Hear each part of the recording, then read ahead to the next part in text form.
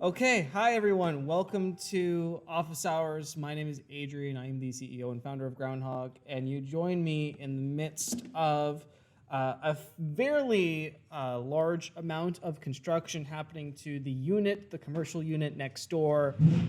And you'll probably hear that several times throughout this recording. There's drilling and sanding and all manner of very noisy construction activities happening. So hopefully we won't let that interfere too much with this particular office hours session. So I'm going to do my best in order to not let that get in the way of our post-Black Friday review or our Black Friday post-op. We are going to look into some of the stats that we saw and some of the results that we got from our various different Black Friday marketing endeavors. And we're also going to discuss things that we probably could have done better and things that we're going to try next year in order to improve the results, as it were. So Groundhogg doesn't do any external tracking in terms of your results. So all of this is based purely on Groundhogg, our actual websites and our own marketing efforts results. Yours may vary, but I thought I'd like to share them with you anyway. So this session is, of course, going to be recorded. It's going to be posted on YouTube. It's going to be posted on Groundhogg Academy. And we're probably also going to make it part of our Black Friday course as well, which is currently available on Groundhogg Academy. Not as relevant as it was last week, but you can still go take that course, and you'll be super duper prepared for Black Friday next year. If you have questions at any point during the stream, go into the chat area and leave your question there. I'm going to repeat it live. I'm going to answer it on this call. I see Jesse's on the call with us. Welcome to the call, Jesse. And if you just want to let me know that you're here and get a shout out, go ahead and pop into the stream chat, and and just let us know that you're on the call today, and maybe let us know where you're calling in from. So let's talk about Black Friday in the numbers. I'm going to share a lot of our own results, some percentages, some numbers, some engagement, and I'm going to talk a little bit about why we think those numbers are important, and also to provide you with some context around a lot of the strategies that I recommended you implement ahead of Black Friday through our course and the previous 6 office hour sessions. So I'm going to start off with what kind of traffic that we saw over the entire month of November, not just the last bit, the last 4 days. In November, we saw 5,000 unique site visitors on our website. This is not a massive increase over the previous month, which was at like 4,900, so a moderate increase. But what we did see was that the intent of people to make a buying decision was much higher, and we have stats to show those various different, we have stats to show that intention rather. I'm also seeing that Mark has joined us on the call. Welcome to the call, Mark, and Michael is also on the call. Welcome to the call. Our average session time per person, again, hasn't really changed much from the previous month. It stayed consistent at around 3 minutes, 3 minutes and 40 seconds, which I think is a pretty good average session time for someone on a website. You know, you see like the average session time being 25 seconds, which is not really enough time to make any sort of purchasing decisions. So that maintained really, really high. We saw what did change was we saw a massive increase in new site visitors. So 55% of all traffic from this month was someone who had not previously visited our site, which is obviously great news for us because we want to increase our reach and expand our circle of influence and have new businesses adopt our software. So that was really exciting to see. Another one, everyone is always concerned about, mobile responsiveness and making websites mobile, and that is important. However, when you're kind of like in our industry, in the technology space for WordPress, 81% of our audience is showing up on a desktop device. So either a laptop or a desktop, but they're not trying to buy Groundhogg on their mobile phone, unless they're coming from maybe like a Facebook app or something like that. So we saw 81% of all traffic come from our desktop devices, mostly because the vast majority of us use WordPress on a desktop. It's not exactly the most mobile-friendly platform out there. So that's something, if you are kind of a business owner and you're in the WordPress or technology space, a lot of the stuff you can do, you can just make really good for desktop and make the user experience as good for desktop as you possibly can. 9 times out of 10, like the mobile people are not going to be making any purchasing decisions on mobile. This is a really big one. We saw a 2.12 e-commerce conversion rate. That means 2% of all unique site visitors ended up buying something in the month of November, which I think is pretty awesome. It's a pretty good number. Most websites are well under 1%. So our stuff worked, our content worked, and that's really, really, really good. And I think what we're going to do later on, maybe in the upcoming office hours sessions, is we're going to break down some of the strategies and tactics that we specifically used on our website to really drive that 2.12% conversion rate. But we're not going to do that in this session. Rather, we're going to focus on just on the numbers and putting our Black Friday outcome into some context. So those are kind of the numbers in the traffic: 2.12% e-commerce conversion rate, 81% on desktop, 55% of the people that visit our website were new, average page time, et cetera, et cetera. So let's talk about the good stuff. Let's talk about sales performance. I'm not going to share how much we made and exactly how many sales, but I have contextualized everything in terms of percentages in order to kind of give you a concept of what our sale or what our performance looked like. So this year, we saw a 306% increase in revenue from the previous Black Friday. So November revenue versus last year's, so 2019 November revenue versus 2020 November revenue, we saw a 306% increase, which is, I think, pretty good. 3x is certainly not bad. I would have liked to see it higher, but I'll settle for 306%. It was a record-breaking month for us. We did double, this month, we did double the revenue of our previous highest grossing month. So that was really exciting for us. Lots of money to now reinvest back into the product and development and increasing hours for part-time employees and all of that fun stuff. So really happy about that. We saw 43% of our November revenue. This is an interesting one. 43% of all the revenue we made this November occurred in the last 4 days, which I think is pretty interesting. The vast majority of people waited till Black Friday, Cyber Monday, and that weekend in between to make their purchasing decisions.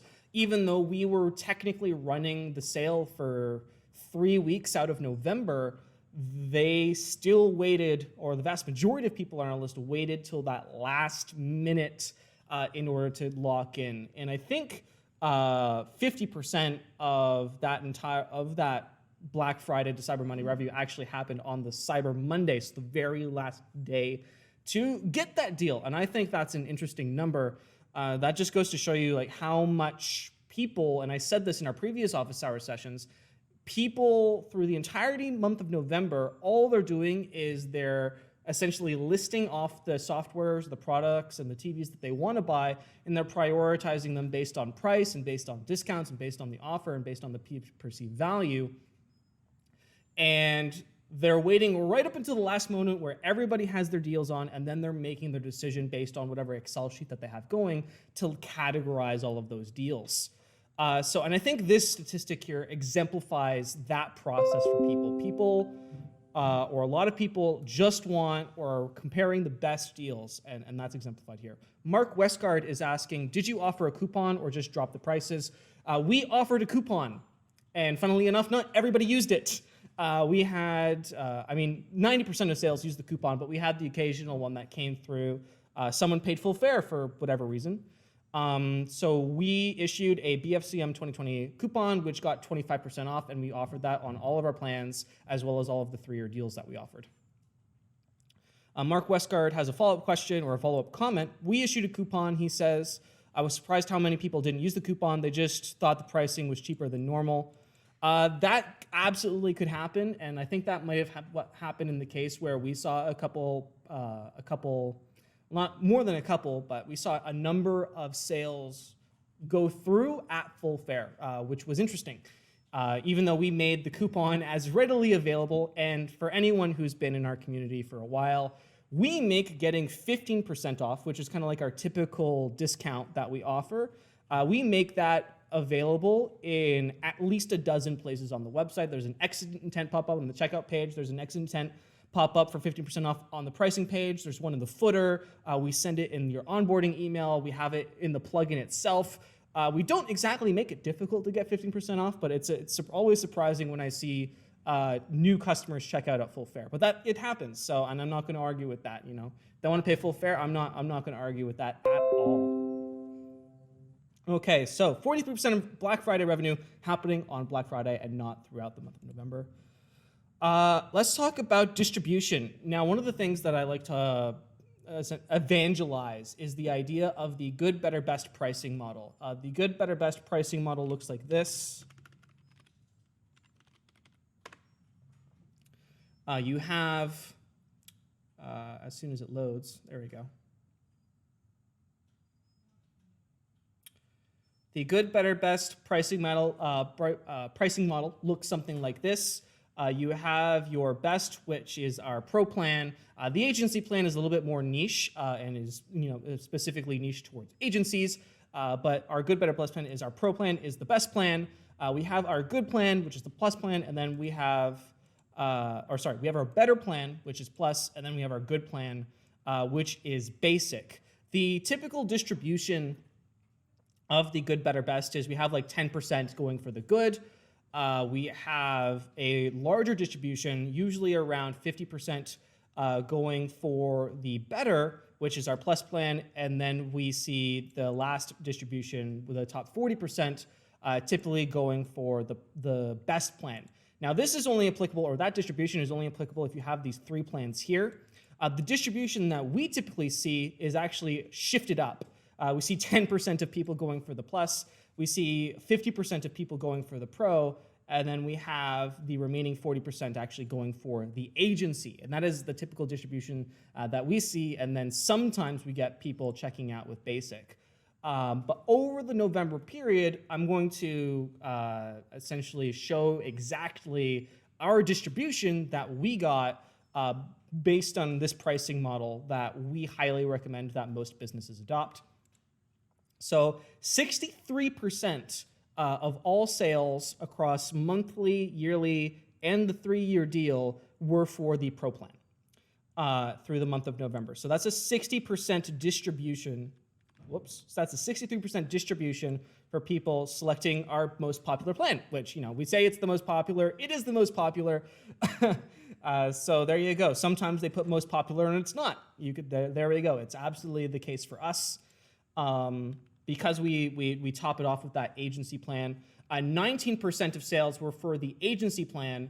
So our second highest distribution, we saw 20% going for the agency. And then our more specific WaaS and plus plans rounded up the bottom 18% there. The WaaS being the greater of those two plans. Now, what's also interesting is that in November, 38% of all sales were for that 3-year license. So that's bordering on 40%, which is a fairly large distribution of all sales, which goes to show how much people value investing long-term for long-term reward, because the value of the 3-year is that you pay for 2 years and get your 3rd year free. So if someone thinks that they're going to be with you or use you for a long time, they're willing to invest upfront in order for saving gains later, which I think was really interesting. One of the recommendations that we've made in previous office hour sessions leading up to Black Friday was if you have existing customers, you can reward them by allowing them to pay you more money upfront for long-term savings. And this is exemplified in this metric here, which is 40% or almost 40% of all sales were for that 3-year deal. And I love the 3-year deal. I think it provides great value, and it makes it really easy for us, because the nice thing about selling the 3-year deal, and I apologize for whatever grinding is going on in the background as someone else is trying to build a new office, part of the value of providing that 3-year deal is that I don't have to go chasing you for a renewal for the next 3 years. I've already collected that money up front, so I don't need to go out and send you emails or try and get you to update credit card information. We basically don't need to discuss billing for 3 years, which I think is really, really, really nice. Let's see. So yeah, 38% were 3 years, 36% of all new sales in November ended up being for brand new yearly licenses. And then the bottom 26% of sales rounded up in new monthly licenses, which we recently added in time for November. So still the vast majority of our sales are in the 3-year, in the yearly, and monthly is slowly gaining, but certainly not our biggest revenue generator by any stretch. One of the most interesting things is that we have these 4 pricing plans here, and we have our basic, right? So we do not offer a 3-year for the basic. We only offer the basic in annually and monthly. But even so, throughout the entire month of November, not a single person purchased the basic plan, which I thought was interesting. Not one. Which goes to show, again, the value of having this good, better, best model, and also having kind of like this top-tier product maximizer one, which is our agency license, which is double the cost of our most popular plan, the Pro plan. These made up all sales, and basic is kind of just there, rounding out the bottom, pushing people up in terms of distribution. Even though no one bought this plan, it still does a job by making it seem it's so low that nobody wants it. So you can justify the cost of your increasingly value plans just by rounding out kind of like your most basic plan here. Just an interesting thing. 0 basic plans sold in the entirety of November. All right, let's talk about funnels. I suggested a number of funnels that you use in order to get more sales and get more leads and essentially just create an excellent Black Friday revenue experience. So I'm going to share with you a couple of the funnels that we ran, as well as some email metrics that highlight how valuable it is to have these systems and processes in place. So we saw 40% conversion rate from our cart abandonment emails. So if someone went to the cart, they put in a 3-year plan, and they didn't check out, we sent them emails. We sent them lots of emails because everyone during November is struggling to have that top slot in the inbox. So we sent lots of emails, probably too many emails, but we sent them, and that resulted in 40% of abandoned carts being recovered and checking out, which the average is 10. So there's something to be said there. I'm going to be sharing the emails that we produced in a later video, in a later session, but just to get everyone excited, I'll be sharing with you, or I technically have shared with you, the cart abandonment sequence for Black Friday, because again, the one that we used is the same one that I shared with in the office hours about cart abandonment for Black Friday. But that's a really, really big number, and I'm really, really, really happy about that.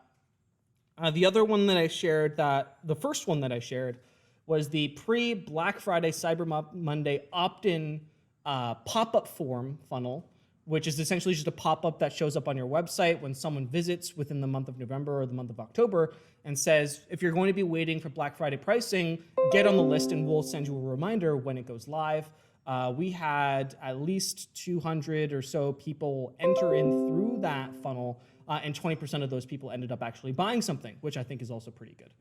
Obviously, not everyone who was in that funnel purchased something, and not everyone who purchased something was in that funnel. So around, I guess 20% of 200 is about 40 people. So around 40 people, because of that opt-in, people who were not on the list before actually ended up buying something. Okay. What kind of engagement did our emails get over the Black Friday period? So we tallied up the number of promotional emails that we sent. So this is all broadcasts, all the funnels, etc. We sent out almost 20,000 promotional emails to our list, inclusive of people who had not bought something, people who had bought something. We saw 21% average open rate across the month. This number is usually higher. I think it was lower this month. So it's usually around 30%. I think it went down to 21% this month. simply because of the fact that everybody's inbox is being absolutely bombarded with so much promotional content. There's just so much like Black Friday sales. I must have received hundreds and if not thousands of emails from various different WordPress plugins doing deals and whatnot. So there's just so much out there. So I think we saw an overall drop in open rates simply because there was just too much content that once our email hit the inbox, it got buried probably by a dozen other Black Friday emails. So that being said, 21% is also not bad. It is a very respectable number. And I would not be surprised if you saw similar numbers. I think click-through rates suffered also as a result of the fact that so many people were just getting so many Black Friday emails. This number is brought down by the broadcast emails. Our abandoned cart emails and sort of like the follow-up sequences that we had in place for Black Friday got much higher click-through rates, usually around 25% or 20 to 25%. But the broadcast emails, I think, brought that down. So our typical just like average like send out broadcasts brought that number down to around 12%. They got in between maybe usually 7 and 10%, which is not excellent. Again, I think just the amount of content that people have to sift through was really bringing that click-through rate down. So those are the engagements that we saw: 21% open rate average, 12% click-through rate average. We saw 19 people unsubscribe. Based on 20,000 emails, I think 19 is a pretty acceptable number. And we had one bounce. In the entirety of November, only one email address that was provided to us was non-marketable. So that was cool. And we want to talk about diminishing returns as well. So we sent lots of emails.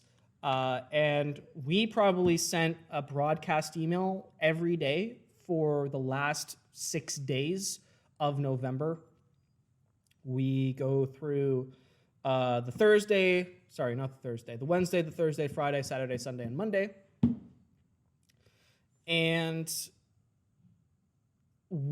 every single time we sent a broadcast, the open rate and click-through rate went down. So that's something to consider. Where did my numbers go? Yeah. So the click-through rate and the open rate went down every single time we sent one of those broadcast emails leading up to the Cyber Monday.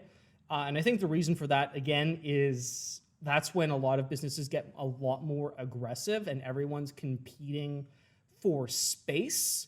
So if you don't have a super large list to market to, you're going to see even more advanced diminishing returns from every single email that you send.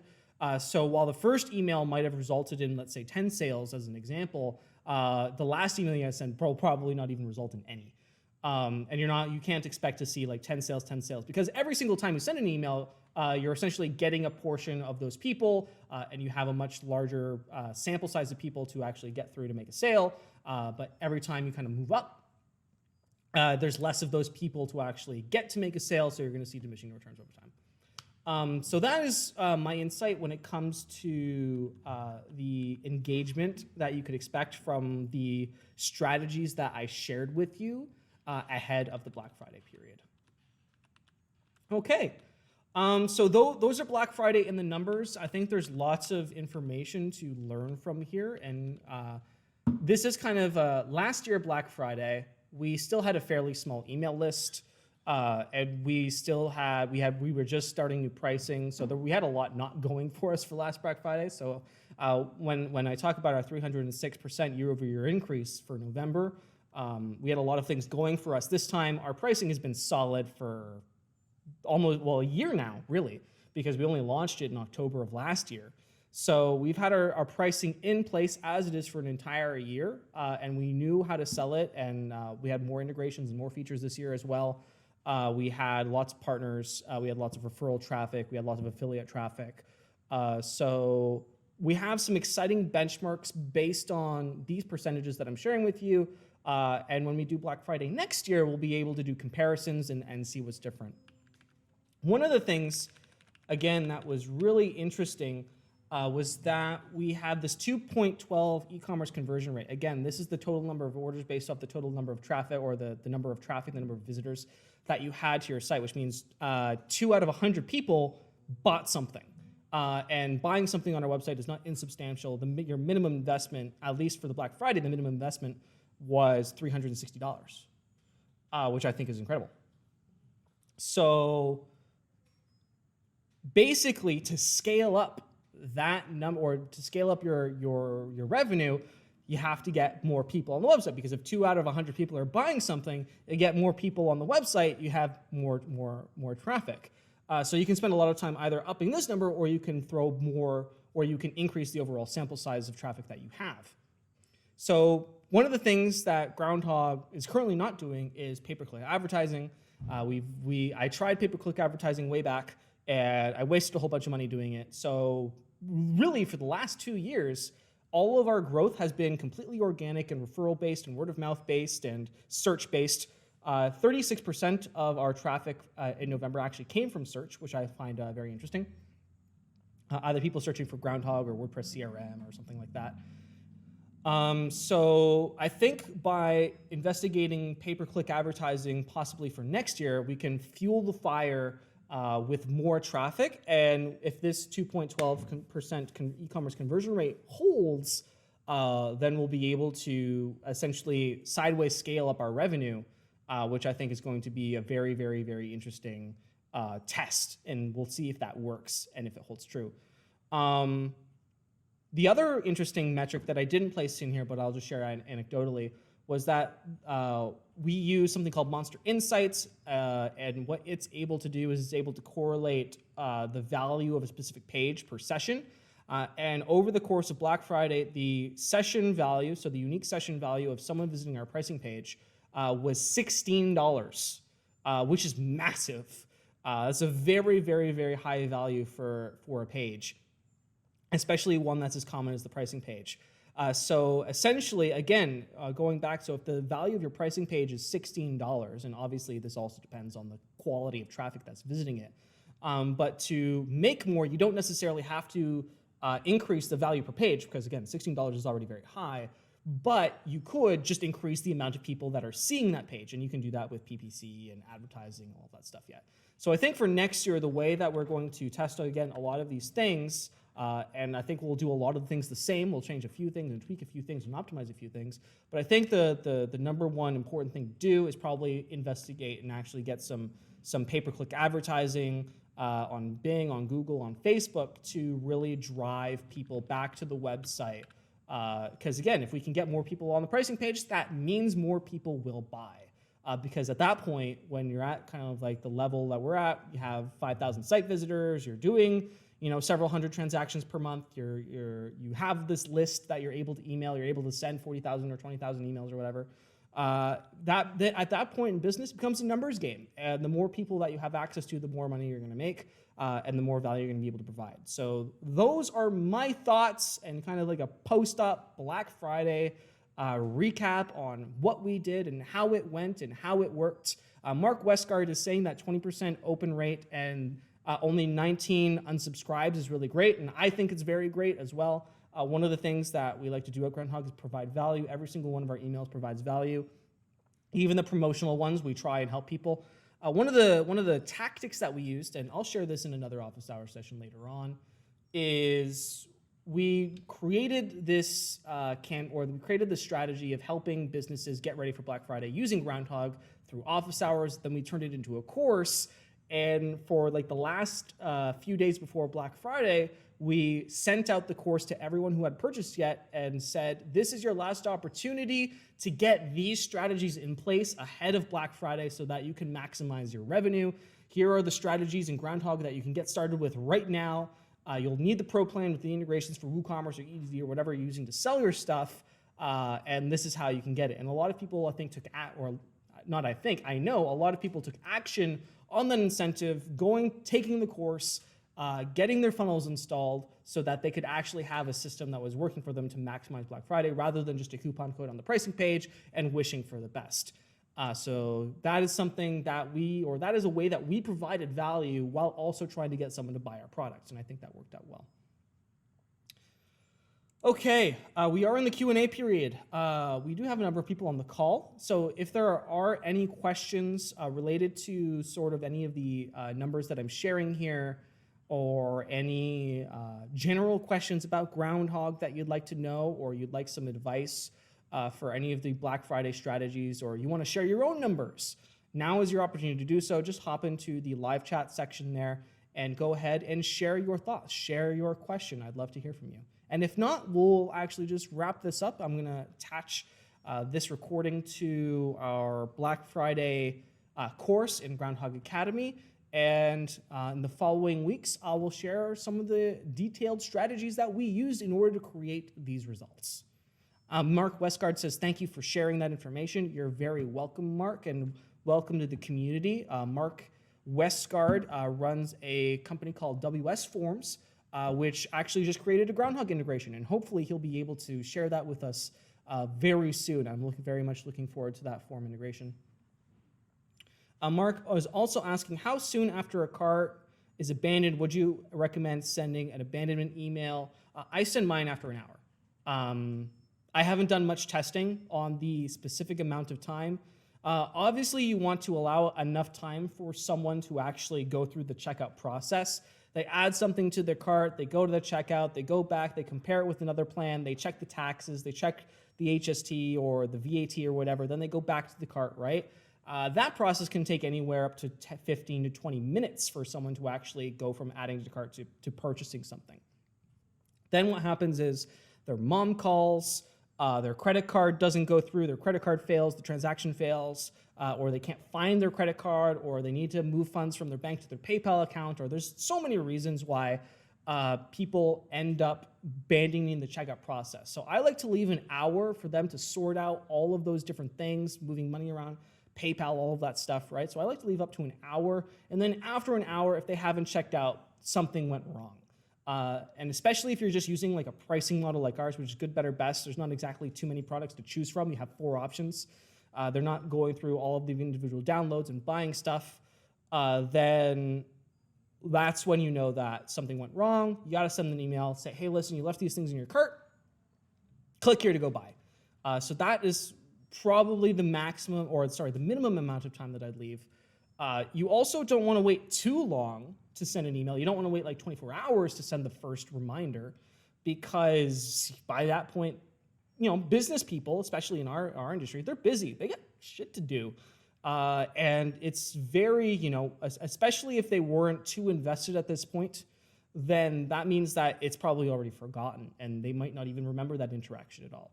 So I would wait a minimum of an hour, maximum of maybe like 3 hours, and then probably send one every day for the next few days.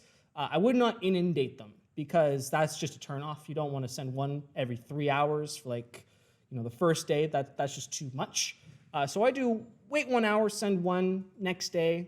And if after the 3rd or 4th email, they haven't come back to the checkout process, I would call it. I just say, you know what, thanks for coming to the site. If there's a way that we can help you in the future, we'd love to, but we're going to stop emailing you now, is basically the message that you want to convey at that point. Hopefully that answers your question, Mark, and thank you for asking. Jesse is saying, thank you for being so transparent in Groundhog's growth. I think transparency is super important. I mean, I'm not sharing exact revenue figures at this point in time, but I think some of the stats here show, or at least provide a little bit of insight into actually what's happening behind the scenes here, and give you a little bit of context about why we do certain things the way we do, why we have a basic plan, why we have an agency plan, why we have the Pro plan. Is the Pro plan actually the most popular plan? Yes, it is. By far, it's our most sold plan. Mostly because everybody needs the integrations that's in it, and it's the only one that has them. So there you go. The fact that no one buys the basic plan, I think, is interesting, because that just shows you how much people sway towards that agency and Pro down versus the basic and plus up, which I think is very, very interesting. The emails that we send, the open rates that we get. So if you're getting like 20% open rates and 10% click-through rates around this point in time, you're not alone.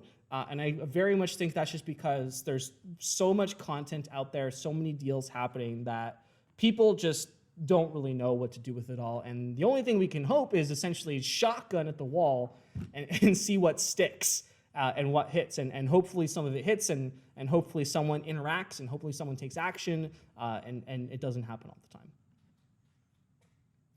Okay, are there any other thoughts or questions that anyone wanted to share? If you do have a question or a thought you want to share, go ahead and pop into the chat there.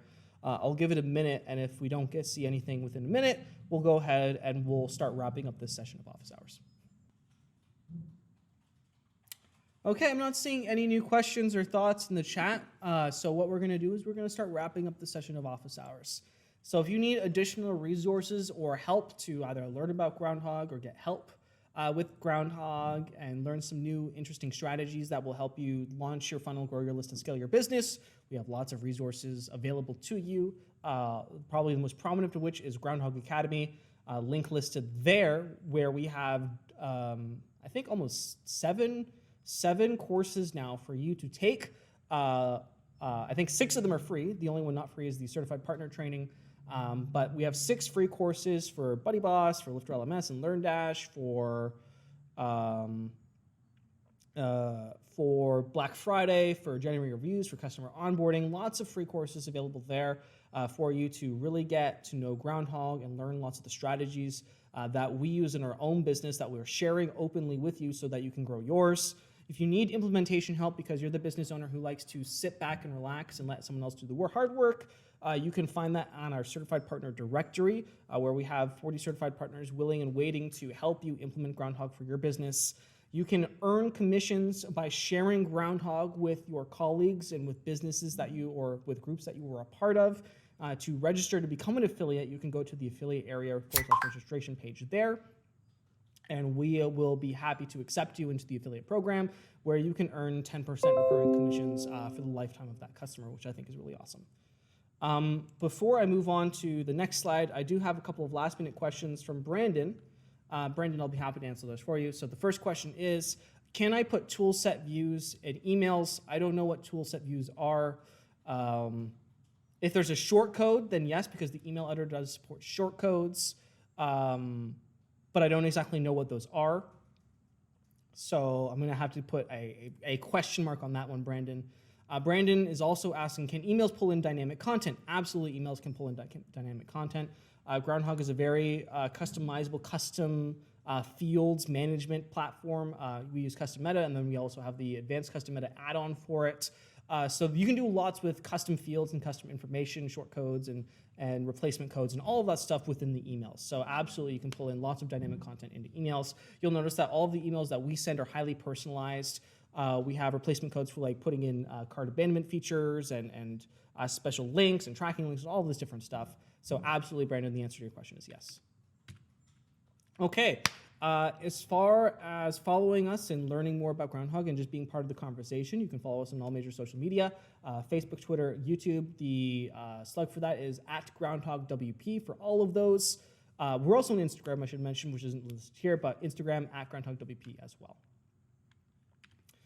If you have yet to leave a review and you're using Groundhogg and you're liking the community and you're liking the support and you like the software, you can seriously help us out by going to our WordPress repository page and leaving a 5-star review. We have 71 5-star reviews right now. If you could help us get to 80, I would be eternally grateful for your contribution to that.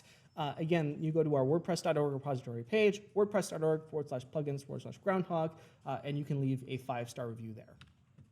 If you have additional questions that we weren't able to answer for you on this session, you do have recourse, and we have lots of ways to get answers to those questions. Number one, you can continue to comment on this thread. We will continue to monitor it even after we officially end the session. You can post in the Facebook group. That's what the Facebook group is here for. You can message us on live chat on our website. You can add us on Twitter. You can email us, submit a support ticket. There's lots of ways to get in touch with us. We make ourselves as open as possible and as accessible as possible. So if you're having trouble, getting a response, lots of ways in order to do that. I want to thank everyone for taking 41 minutes out of their day to spend with me. I know it's a lot asking business owners to take time out of their day to join me on office hours. We're all busy people, and I can appreciate that, so thank you. We will do this again have the next session of office hours next week. This is a 3 p.m. call. So we'll have it on Tuesday next week, 10 a.m. Eastern Standard Time. And we'll discuss some of the strategies and some of the emails and the specific content that we use that we saw that got really, really great results so that you can replicate that, because at the end of the day, our goal here is to help you launch your funnel, grow your list, and scale your business. So we're going to share you open book all the strategies that we used and the results that we got with them so that you can implement that in the future. So exciting stuff. So tune in next week for more of that information. Thanks, everyone, and I hope you have a wonderful rest of your day.